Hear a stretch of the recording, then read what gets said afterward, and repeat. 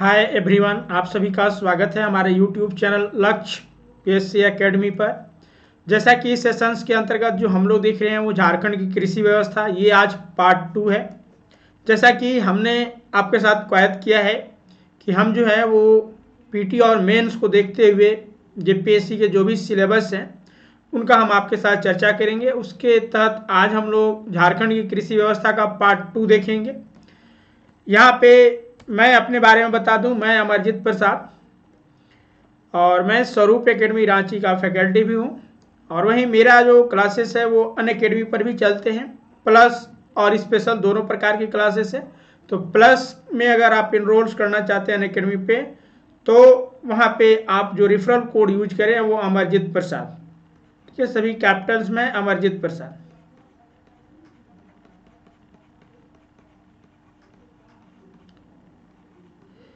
यहाँ पे जो फ्री डेली लाइफ क्लासेस जो अनअकैडमी पर मेरा है वो 7 बजे शाम में डेली होते हैं, तो इसमें आप जरूर शामिल हो। यहाँ पे हम लोग जो झारखंड जीएस है उसका एमसीक्यू जो है वो डिस्कशन के साथ देखते हैं। और वहीं आप इस चैनल को लक्ष्य पीएससी एकेडमी, जिस पर हम अभी आपके साथ लाइव हैं, इसे आप जरूर सब्सक्राइब कर ले, साथ ही साथ बेल आइकन को दबा लें। जैसा कि हमने जो पिछले कल के क्लासेस में जो देखा था, वो झारखंड की कृषि व्यवस्था के अंतर्गत हमने जो पहला पार्ट आपको बताया था वह बताया था झारखंड की कृषि की भूमिका और झारखंड की व्यवस्था विशेषताएं। ये पार्ट 1 में हम लोगों ने ऑलरेडी देख चुका है।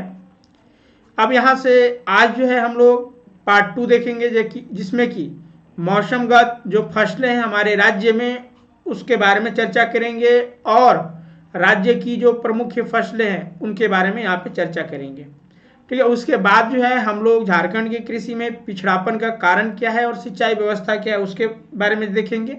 और देन सरकार द्वारा उठाए गए कृषि के उत्थान हेतु जो योजना है उनके बारे में, यानी ये 4-5 पार्ट्स में हम आपको पार्ट वाइज पार्ट करके जो प्रोवाइड करेंगे, जो कि प्रीलिम्स के लिए तो आपको इम्पोर्टेंट तथ्य मिलेंगे ही मिलेंगे, साथ ही साथ मेंस में भी आप आंसर राइटिंग कर सकेंगे। और लास्ट में हम इसका जो है वो मेंस का किस तरह से आंसर राइटिंग इस टॉपिक से संबंधित आप करेंगे, हम पूरा यहाँ पे आपको ओवरव्यू दूंगा और बताऊंगा कि किस तरह से एक अच्छा आप आंसर राइटिंग कर सकते हैं, जिससे कि आप जो जेपीएससी जो है क्वालिफाई कर सकें। तो चलिए आज के सेशंस को हम लोग स्टार्ट करते हैं। और आज के सेशंस में जैसा कि हम जो 2 टॉपिक्स आपके साथ बताए हैं, उसका पहला टॉपिक चर्चा कर रहे हैं फसलों का मौसम वार वितरण। तो जैसा कि अगर राज्य की बात करें, झारखंड राज्य की, तो यहाँ पे कृषि जो है वो मौसम के अनुसार किए जाते हैं। तो मौसमगत हिसाब से जो है वो राज्य के जो फसलें हैं उनको 3 वर्गों में विभाजित किया गया है, जिसमें एक आपका भदई है, दूसरा अगहनी और तीसरा रबी। वहीं अगर भारत के सापेक्ष में देखा जाए तो भारत के सापेक्ष में जो है वो 2 फसलें, जैसे कि एक खरीफ होता है और दूसरा रबी होता है। तो यही खरीफ के ही अंतर्गत ये दोनों आ जाते हैं और रबी के ही अंतर्गत है। इसके अलावा आगे हम लोग देखेंगे जायज फसल, नकदी फसल भी। तो मुख्य रूप से हमारे यहाँ जो हमने आपको बताया भी था कि राज्य में जो कृषि होती है वो खाद्य फसलों का 95% यहाँ पे उत्पादन होता है, जबकि अखाद्य फसलों का जो है वो मात्र 5% ही उत्पादन होता है, जिसमें कि नकदी फसल कपास हो गया, फिर आपका जूट हो गया, ये सब का उत्पादन काफ़ी कम होता है। तो ये जो है वो आपका खाद्य फसलों इनमें उपजाए जाते हैं अधिकांश। तो कृषि के मौसमगत अनुसार जो है उसको 3 वर्गों में विभाजित किया गया है। अब यहाँ पे जानेंगे कि भदई, अगहनी और रबी ये कौन से समय में बोए जाते हैं और कब काटे जाते हैं, और इनमें कौन कौन से अनाज उत्पादन किए जाते हैं। तो यहाँ पे झारखंड में ये 3 विभाजित किया गया है, जबकि वहीं भारत में इसे 2 ही वर्गों में हम लोग पढ़ते हैं। भारत की जब कृषि व्यवस्था पढ़ते हैं तो वहाँ पे खरीफ और रबी फसल आते हैं। अब यहाँ पे भदई फसल होते क्या है इसके बारे में जानते हैं। तो भदई जो फसल है ये मुख्य रूप से मानसून का जब आगमन होता है तो उस समय ही यह फसल बोई जाती है, ठीक है। प्रथम मानसूनी वर्षा, यानी जैसा कि आप जानते हैं झारखंड में जो मानसून का आगमन होता है वो 15 जून के आसपास जो है यहाँ पे मानसून पहुँच जाती है। तो उसी के उपरांत जब वर्षा होती है तो उस समय जो फसल बोई जाती है और तदुपरांत जो है वो सितंबर अक्टूबर तक जो है ये फसलें काट ली जाती है। तो इस प्रकार के जो फसल होते हैं उनको भदई कहते हैं। और इनके अंतर्गत गोड़ा जो कि एक धान का ही किस्म है, मोटा धान जिसको हम लोग कहते हैं, ये इसका मुख्य उपयोग आप लोग ऑलरेडी जानते हैं, जैसे कि जो चूरा हो गया या फिर मुढ़ी हो गया, ये सब बनाने के लिए इस गोड़े धान का प्रयोग किया जाता है। तो इसी समय उत्पादन किया जाता है। इसके अलावा धान जैसे मंसूरिया हो गया और जो बहुत सारा आप लोग नाम सुने होंगे जो कि बेस्ट क्वालिटी का होता है, तो इनका भी ये है बोया जाता है इसी समय। उसके अलावा मक्का हो गया, तिल हो गया, कोंदो, ये सभी जो फसल है इनका उत्पादन जो है वो इस कृषि मौसम के अंतर्गत किया जाता है, यानी भदई माह में जो है, यानी भदई फसलों के अंतर्गत इसका उत्पादन किया जाता है। ये मुख्य रूप से शीघ्र तैयार होने वाले फसल हैं और सूखा के विरुद्ध जो है वो प्रतिरोधात्मकता क्षमता ये रखते हैं। अगर मान लीजिए कि उतना ज़्यादा वर्षा नहीं हुआ फिर भी जो है वो इनका उत्पादन होता है। मक्का जैसे हो गया, तिल हो गया, गोड़ा धान, तो इनके लिए अगर वर्षा जो है वो कम भी होता है तो भी उस स्थिति में जो है वो कुछ अनाज हमें प्राप्त हो जाती है। अब अगला है आपका अगहनी, जो कि दूसरा टाइप से फसल में, मौसमी फसल में दूसरा टाइप अगहनी है। तो यह जून के अंत तथा जुलाई में फसल बोई जाती है, यानी अगहन माह में ही ये फसल बोई जाती है। अगहन जून जुलाई को कहा जाता है। तो इसमें जो है वो आपका अगहनी फसल बोए जाते हैं और ये अक्टूबर नवंबर में ये भी काट लिए जाते हैं। अब ये जो मौसम होता है अगहनी फसल का, इस समय अगहनी और भदई यहाँ पे दोनों आप कह सकते हैं, इस समय जो है वो जो भी किसान लोग हैं वह इसमें लगे हुए होते हैं, क्योंकि कार्य जो होता है वो ज़्यादा होता है इन समय, क्योंकि धान का बुआई करना, फसलों का जो है वो बुआई करना, उसको सींचना वगैरह वगैरह विभिन्न कार्य होते हैं। इस कारण यह कृषि का सबसे व्यस्त मौसम भी होता है। जबकि ग्रामीण झारखंड में बेरोजगारी दिखाई नहीं पड़ते हैं, क्योंकि हमारा जो राज्य है वो कृषि आधारित है और अधिकांश जो हमारे राज्य के क्षेत्र हैं वो गांव में ही निवासरत है जनसंख्या। तो उस हिसाब से जो ग्रामीण क्षेत्र है उनमें बेरोजगारी न के बराबर देखती है, क्योंकि इस समय जो है वो सभी लोग कृषि कार्य में लगे हुए होते हैं। और इनमें देखिए यहाँ पे जो दोन क्षेत्र होता है, यानी जो उपजाऊ मिट्टी होती है, उनमें धान बोए जाते हैं और वहीं टाण में जो है वो सरगुजा मुख्य रूप से लगाए जाते हैं। तो अगहन के और भदई में धान का तो उत्पादन किए ही जाते हैं, इसके अलावा टाण में जो है वो अगहनी फसलों में सरगुजा का उत्पादन किया जाता है। तो ये फसलें जो है वो मुख्य रूप से अगहन फसलों के अंतर्गत उगाए जाते हैं। इसके अलावा और बहुत सारे हैं। अब आगे तीसरा जो आता है वो आपका रबी फसल आता है। तो रबी फसल के अंतर्गत जो है यह फसल नवंबर दिसंबर में बोई जाती है, जबकि मार्च अप्रैल में जो है इसको काट लिए जाते हैं, यानी जाड़े के समय।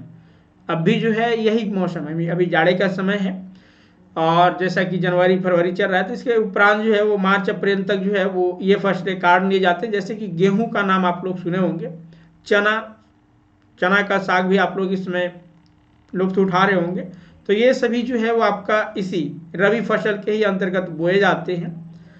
और जैसा कि रबी फसल की अगर बात किया जाए तो राज्य में तो उतना ज़्यादा उत्पादन नहीं, फिर भी यहाँ पे बहुत सारे रबी फसल उपजाए जाते हैं और इनमें दलहन और तिलहन जो है वो मुख्य रूप से उत्पादित किए जाते हैं। जैसा कि दलहन और तिलहन हमारे यहाँ जो है वो सर्वाधिक उपजाए भी जाते हैं, जैसे चना हो गया, राहड़ दाल हो गया, इन सब का उत्पादन, सरसों, ये सब का उत्पादन सर्वाधिक होता है। तो ये रबी फसल के ही अंतर्गत आते हैं।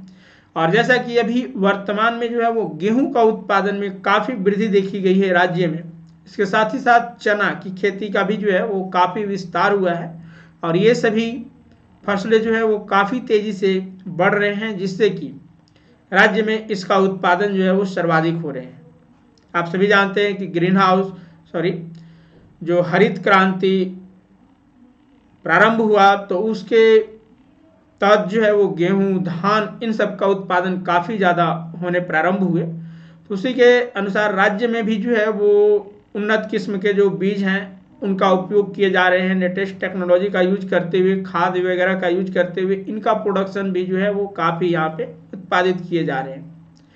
और तो यहाँ पे आपको ध्यान रखना है, रबी फसल के अंतर्गत गेहूं हो गया, चना हो गया, राहड़, ये दलहन तिलहन, इन सब का जो है वो उत्पादन किए जाते हैं।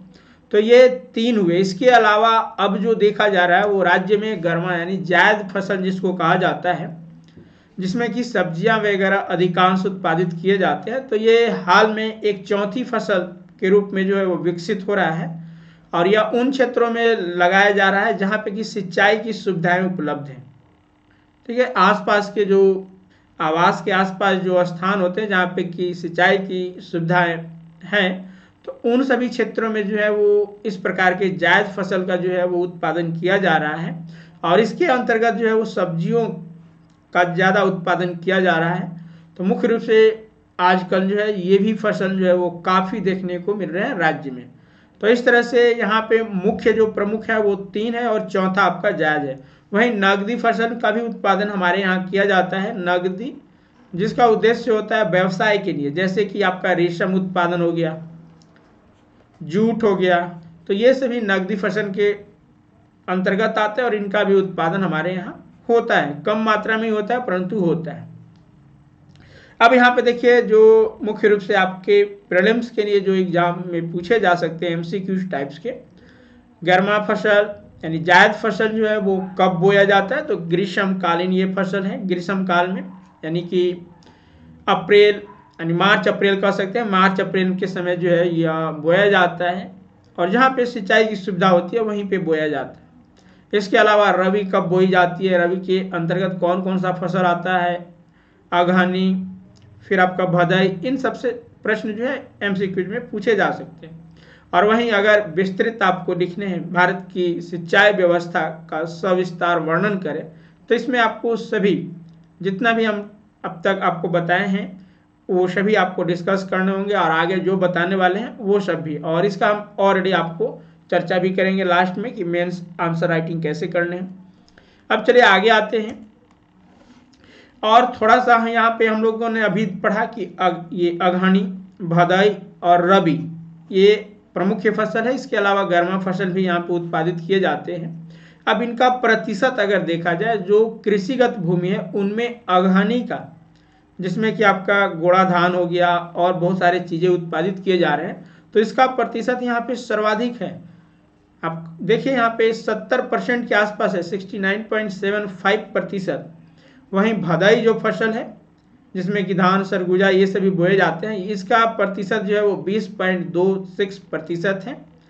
और वहीं रबी का इससे भी कम है, 9.20%, और जबकि गर्मा काफ़ी कम है यहाँ पे, क्योंकि इसका अभी इनिशियल में ही स्टार्टिंग भी हुए हैं, तो 0.73% जो है वो इसका फसल का उत्पादन किया जा रहा है। तो ये यहाँ पे परसेंटेज के हिसाब से है। आपसे यहाँ से प्रश्न भी पूछे जा सकते हैं कि मुख्य रूप से जो फसलें यहाँ पे पाई जाती, उगाई जाती है, तो मौसमवार यानी कृषि के मौसमवार फसल जो है उनका उत्पादन को जो है वो आप असेंडिंग या फिर डिसेंडिंग ऑर्डर में अरेंज करें, और ये आपको 4 दिए हुए हैं। तो आपको ध्यान रखना है कि सबसे ज़्यादा अगहनी, उसके बाद भदई, रबी एंड देन गर्मा। यहाँ पे परसेंटेज ऑलरेडी दिए गए हैं जो कि आपको याद कर लेने हैं। ये तो हुआ परसेंटेज के हिसाब से। अब आगे आते हैं और आगे देखते हैं हमारे राज्य की जो प्रमुख फसलें हैं। यहाँ से तो एमसीक्यूज में ऑलरेडी क्वेश्चंस आते ही आते हैं, बाकी आपको मेंस में भी इसको इंक्लूड करना होगा। तो अब यहाँ पे प्रमुख फसलें जो हैं वो कौन कौन सा है, तो जैसा कि धान के बारे में हमने पहले भी बताया है कि जो आर्थिक सर्वे 2019-20 आया, इसके अनुसार कहा गया कि राज्य की जो कृषिगत भूमि है उसका 66% भूभाग पर जो है वो कृषि उत्पादन, कृषि के अंतर्गत धान की खेती की गई है। तो ये हमारे राज्य का जो है वो प्रमुख खाद्य फसल है, और इसका उत्पादन अगर हिसाब से देखें मौसम के आधार पे, तो भदई और अगहनी जो फसल है उनके अंतर्गत किए जाते हैं, यानी जब मानसून का आगमन होता है तो इसका उत्पादन किया जाता है। उत्पादन की दृष्टि से यह जो फसल है वो राज्य में प्रथम स्थान रखता है, सबसे ज़्यादा उत्पादन। और जैसा कि आप जानते हैं कि उत्पादन के ही दृष्टि से इसे जो है वो केंद्र सरकार के द्वारा धान के क्षेत्र में जो है वो कृषि के पुरस्कार भी इनको प्राप्त हो चुके हैं, कृषि कर्मण्य पुरस्कार, ठीक है, झारखंड को जो है वो लगातार 2 वर्षों में 18-19 और 19-20 के लिए जो है वो कृषि कर्मण्य पुरस्कार भी आप झारखंड को प्रावधान हो चुके हैं। तो इससे ये अंदाज़ा लगाया जा सकता है कि धान की जो खेती है वो हमारे राज्य में सर्वाधिक होती है, क्योंकि किसी कर्मण्य पुरस्कार मिलना एक अहम बात होता है। तो ये सभी तथ्य भी आपको इंक्लूड करने हैं मेंस आंसर राइटिंग में। अब यहाँ पे उत्पादन क्षेत्र, जो कि आपका 1 लाइनर यानी एमसीक्यूज में भी आपको पूछा जाता है कि सबसे ज़्यादा धान का उत्पादन हमारे क्षेत्र राज्य में कहाँ पे होता है, किन क्षेत्रों में, तो ये सिंहभूम क्षेत्र में, जिसमें कि पूर्वी सिंहभूम, पश्चिमी सिंहभूम आते हैं। तो यहाँ पे सर्वाधिक धान का उत्पादन होता है। वहीं दूसरा जो स्थान है रांची का, फिर गुमला, दुमका, इन सभी क्षेत्रों में होते हैं। और इन जो 4 राज्य हैं ये सिर्फ राज्य हैं धान के उत्पादन के दृष्टि से। और यहाँ पे धान का जो उत्पादन है वो लगभग पूरे राज्य के में जितना उत्पादन होता है उसका आधा यानी 50% जो उत्पादन है वो इन्हीं 4 राज्यों में उत्पादित हो जाते हैं धान का। तो ये यहाँ पे थोड़ा सा ध्यान रखना है और इसे थोड़ा सा याद भी रखना है। अब आगे जो कि मक्का है, मक्का हमारे राज्य का जो है वो दूसरा फसल है, ठीक है। अगर इसके उत्पादन के दृष्टि से देखें तो राज्य में यह फसल का उत्पादन दूसरे स्थान पे आता है। सर्वाधिक उत्पादन करने वालों में मक्का दूसरे स्थान पे। वहीं झारखंड में मक्का का उत्पादन सबसे अधिक पलामू में होता है। ये पॉइंट को ध्यान रखना है, आप लोग नोट भी कर लें। जब आप ये क्लासेस देख रहे हो तो एक बार आप नोट्स भी रखें और उसको नोट डाउन भी करते रहें जो इम्पोर्टेंट तथ्य हैं। और इसके बाद हजारीबाग, दुमका, गिरिडीह और अन्य जैसे कि साहिबगंज और बहुत सारे स्थानों पर जो है वो मक्का की खेती की जाती है। तो ये आपका मक्का के बारे में है। अब अगला है आपका गेहूं। ये राज्य की तीसरी प्रमुख फसल है। गेहूं जो कि रबी फसल के अंतर्गत आता है और राज्य में उत्पादन की दृष्टि से इसका तीसरा स्थान है गेहूं का। और इसका सर्वाधिक उत्पादन पलामू में ही होता है। पलामू जिले में जो है वो आपका मक्का का भी हम लोगों ने देखा, पलामू में आपका गेहूं का भी उत्पादन होता है, जबकि दूसरे स्थान पे हजारीबाग और तीसरे स्थान पे गोड्डा है। इसके अलावा अदर जगह भी होते हैं। अगला आपका है गन्ना। यह राज्य की एक नगदी फसल है। नगदी फसल का मतलब हुआ कि जो व्यवसाय के दृष्टि से उत्पादित किए जाते हैं, जैसे रेशम हो गया, जूट हो गया, गन्ना, ये नगदी फसल है। और इसका जैसा कि आप जानते हैं इसकी जो सबसे अधिक खपत होती है वो चीनी उद्योग में। चीनी जो है वो आपका गन्ने से ही प्रदान होती है, ये बनाई जाती है। इसके अलावा आप लोग छिटफूट उपयोग भी जानते होंगे, जैसे कि पर्व त्यौहार होते हैं, जैसे छठ हो गया, तो उस समय गन्ने का प्रयोग किया जाता है। और इसके अलावा और भी इसका यूजेज है। तो मुख्य जो हमारे राज्य में इसका खपत होता है वो चीनी उद्योग में ही, यहाँ से ये इस गन्ने का ज़्यादा उपयोग किया जाता है। इसका उत्पादन हमारे राज्य में बहुत सारे राज्यों ये जिलों में होता है, जिसमें कि हजारीबाग, पलामू, दुमका, गोड्डा, साहिबगंज, गिरिडीह, इन सभी क्षेत्रों में जो है इसका उत्पादन होता है। अब आगे है आपका चना। चना एक यह दलहन के अंतर्गत आता है, क्योंकि इससे दालें भी प्राप्त होती है, तो दलहन के ही अंतर्गत इसे रखा गया है। और जैसा कि चना जो है वो रबी फसल के अंतर्गत आता है, रबी फसल। अब यहाँ पे देखिए झारखंड में चना तथा सर्वाधिक उत्पादन जो है वो पलामू क्षेत्र में।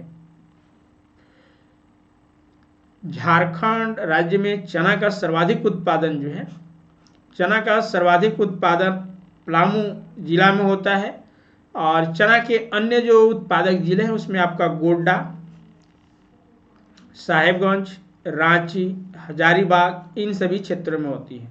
और यही अगर दलहनी फसलों में देखा जाए तो दलहनी फसलों में क्षेत्रफल की दृष्टि से चने की खेती सर्वाधिक होती है, ठीक है। जो कृषि योग्य भूमि है उनमें दलहन फसलों में अगर देखा जाए तो सबसे ज़्यादा एरिया पर उत्पादन होने वाला जो फसल है वो आपका चना है, ठीक है, दलहन के अंतर्गत, ये ध्यान रखना है। तो सबसे ज़्यादा क्षेत्र में उपजाई जाने वाली फसल यानी दलहनी फसल चना है। जबकि आपसे अगर दलहन यानी फसल के बारे में पूछा जाए कि सबसे अधिक फसल किसकी की जाती है तो वो है धान।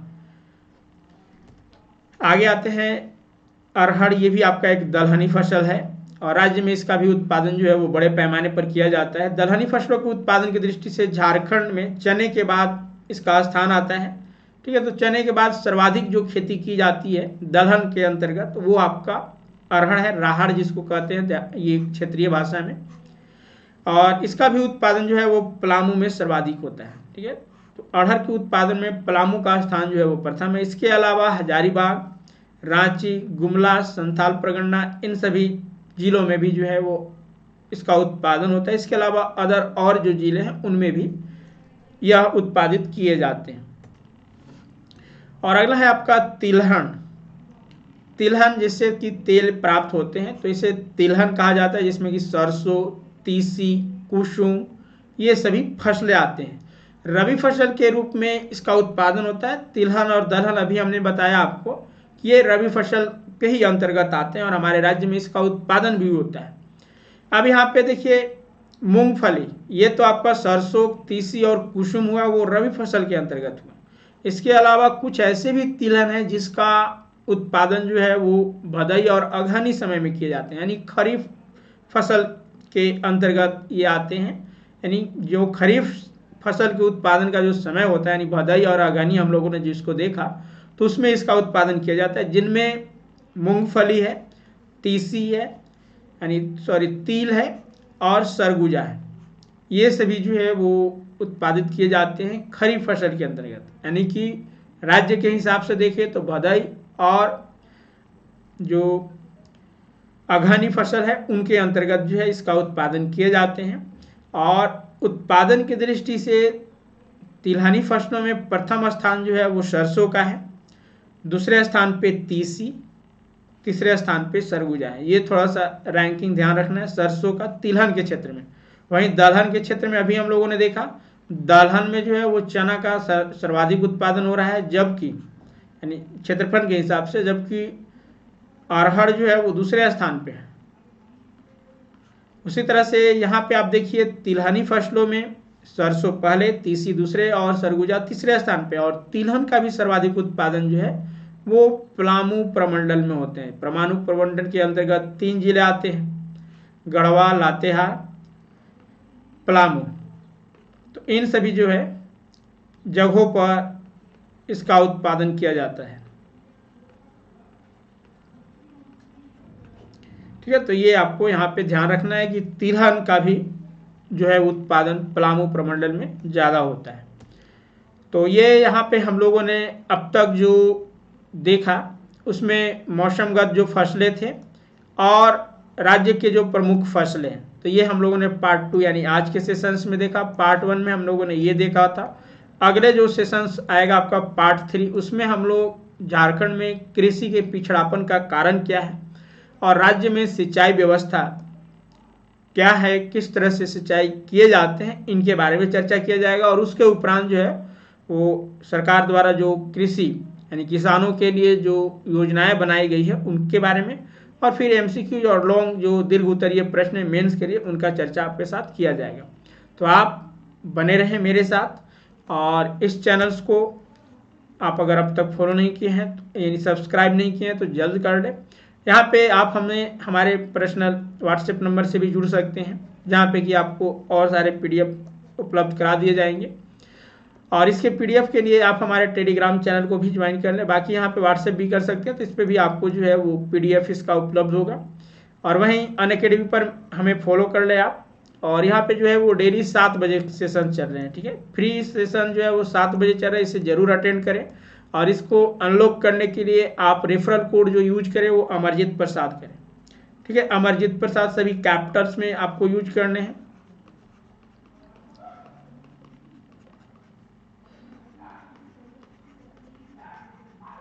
तो इसे आप यूज करें रेफरल कोड के तौर पे अनलॉक करने के लिए, और हमारे क्लासेस को एंजॉय करें अनअकैडमी पर भी। और बाकी इस चैनल्स को आप जरूर सब्सक्राइब कर लें, साथ ही साथ इस बेल आइकन को दबा दें ताकि जो मेरे क्लास का शेड्यूल है उसका नोटिफिकेशन आपको मिल सके। साथ ही साथ लाइक और शेयर करना ना भूलें। तो चलिए आज के सेशंस को हम लोग यहीं पे एंड करते हैं। Thank you all of you. पुनः मिलते हैं हम लोग अगले सेशंस में।